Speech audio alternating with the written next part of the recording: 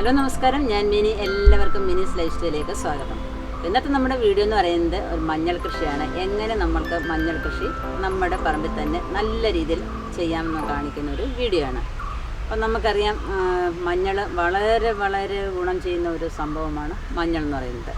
അപ്പോൾ തീർച്ചയായിട്ടും നമ്മുടെ വീടുകളിൽ ഒരു 10 മൂട് മഞ്ഞളെങ്കിലും നിങ്ങളെല്ലാവരും നട്ടിരിക്കണം. കാരണം എന്ന് പറഞ്ഞാൽ നല്ല ഔഷധ ഗുണമുള്ള ഒരു സംഭവമാണ് ഈ മഞ്ഞൾ എന്ന് പറയുന്നത്. അപ്പം നമ്മുടെ ദേഹത്ത് ഒരു ചൊറി വന്നാൽ പോലും നമ്മൾ ഇച്ചിരി മഞ്ഞൾപ്പൊടി, നമ്മൾ കടയിൽ നിന്ന് വാങ്ങിക്കുന്ന മഞ്ഞളിനെ കുറിച്ചല്ല ഞാൻ പറയുന്നത്, നമ്മുടെ വീട്ടിലുള്ളതായ മഞ്ഞൾപ്പൊടി അല്ലെങ്കിൽ പച്ചമഞ്ഞൾ ഒന്ന് അരച്ച് നമ്മുടെ ആ ചൊറിയുന്ന ഭാഗത്തൊന്ന് തേച്ച് നോക്കിയാൽ നമുക്ക് അന്നേരം തന്നെ അതിൻ്റെ വ്യത്യാസം നമുക്ക് അറിയാനായിട്ട് സാധിക്കും. അതുകൊണ്ടാണ് ഞാൻ പറയുന്നത്, എപ്പോഴും ഞാൻ തുടക്കത്തിൽ ഞാൻ 2-3 വീഡിയോ മഞ്ഞളിൻ്റെ ഇട്ടിട്ടുണ്ടായിരുന്നു.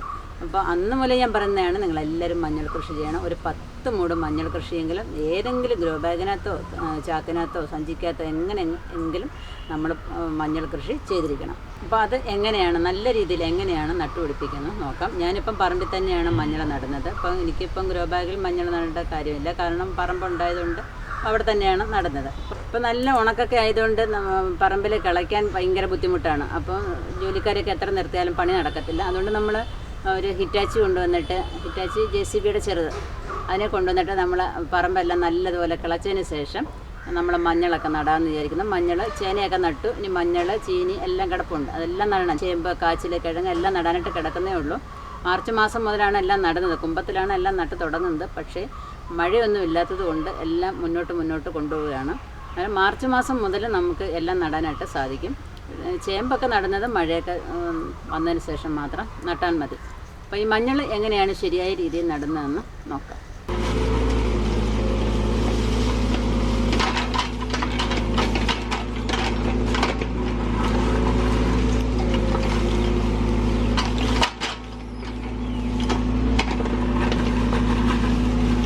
ഹിറ്റാച്ചിയൊക്കെ വെച്ചിട്ട് നമ്മുടെ അയ്യ നല്ലതുപോലെ ഉഴുന്ന് മറിച്ചിട്ടിരിക്കുമായിരുന്നു. അപ്പോൾ ഇനി കുറച്ച് കപ്പയും മഞ്ഞളും കൂടെ നടണമെന്ന് വിചാരിക്കുകയാണ്. അപ്പം കപ്പ എപ്പോൾ നട്ടാലും എലി കൊണ്ടുപോവുകയാണ്. അപ്പോൾ അതിനൊരു മാർഗം കണ്ടെത്തിയിരിക്കുകയാണ്. 4 വശവും മഞ്ഞൾ നട്ടിട്ട് അതിൻ്റെ നടുക്ക് കപ്പ നടാമെന്ന് കരുതി.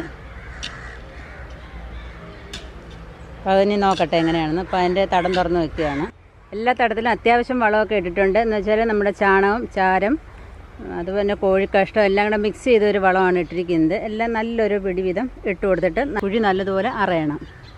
അപ്പോൾ ഈ കുഴിയെല്ലാം ഇങ്ങനെ അറിഞ്ഞിട്ടിരിക്കുന്നതാണ്. ഇനി നമുക്ക് മണ്ണൊക്കെ ഒരുക്കി വെച്ചതിന് ശേഷം മഞ്ഞൾ അതിനകത്തോട്ട് നടാം.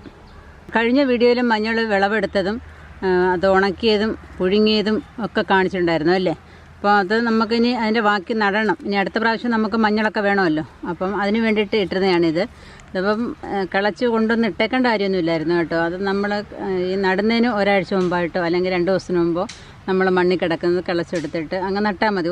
യാതൊരു കുഴപ്പമില്ല അങ്ങനെയൊക്കെ ചെയ്താലും. ഇപ്പം പണ്ടൊക്കെ ആണെന്നുണ്ടെങ്കിൽ ഉമിയിലൊക്കെ കൊണ്ടിട്ടേക്കുമായിരുന്നു. ഇപ്പോൾ ഉമിയൊന്നും ഇല്ലല്ലോ. അപ്പം ആ സമയത്ത് തന്നെ കിളച്ച് നമുക്ക് അങ്ങ് പറിച്ച് മാറ്റി നടാവുന്നതേ ഉള്ളൂ. അങ്ങനെ നടാനായിട്ട് വെച്ചിരിക്കുന്ന മഞ്ഞളാണിത്.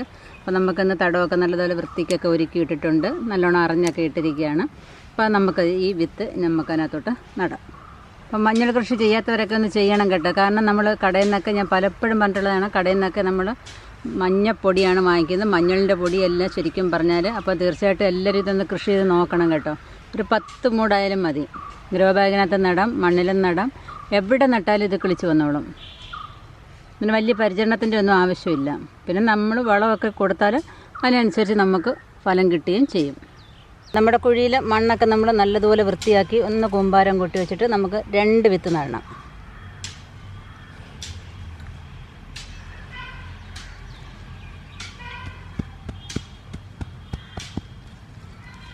ഇത്രയേ ഉള്ളൂ കാര്യം. അതിനകത്ത് വലിയ പ്രത്യേകിച്ചുള്ള ഇതൊന്നുമില്ല. ഇങ്ങനെ അങ്ങ് തട്ടി ഉറപ്പിച്ചങ്ങ് വെച്ചിരുന്നാൽ മതി. അതിൻ്റെ മുകളിൽ കുറച്ച് കരിയിലയും കൂടി ഇട്ട് കൊടുക്കണം. ഇത് വളർന്നു വന്നതിന് ശേഷം വീണ്ടും നമുക്കിനകത്ത് വളമൊക്കെ ചേർത്ത് ചിക്കുന്നതും കൂടെ ഒരു വീഡിയോ കാണിക്കാം. ഇതിൻ്റെ മെയിൻ വിത്ത് നടുമ്പോൾ ഈ ഒരെണ്ണം മതി. അതായത് സ്വല്പം ഒന്ന് കുഴിച്ച് കൊടുത്തിട്ട് അതിനകത്തോട്ട് വെക്കുക.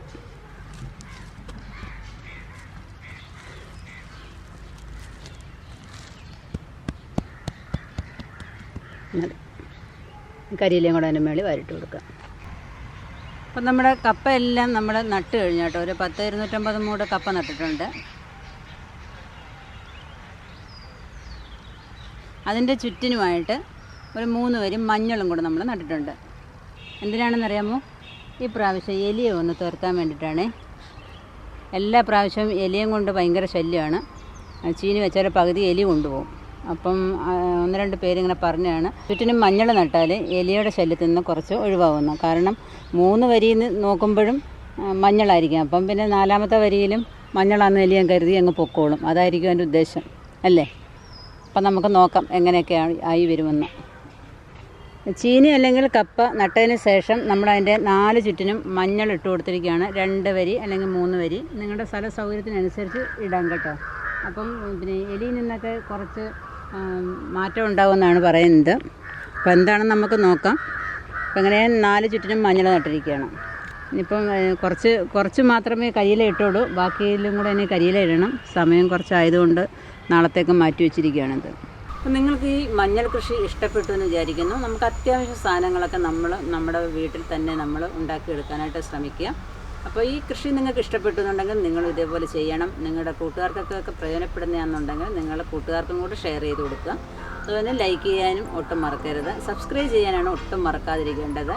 അപ്പോൾ അടുത്ത വീഡിയോ കാണുന്നവരെ ഞാൻ മിനി. നന്ദി, നമസ്കാരം.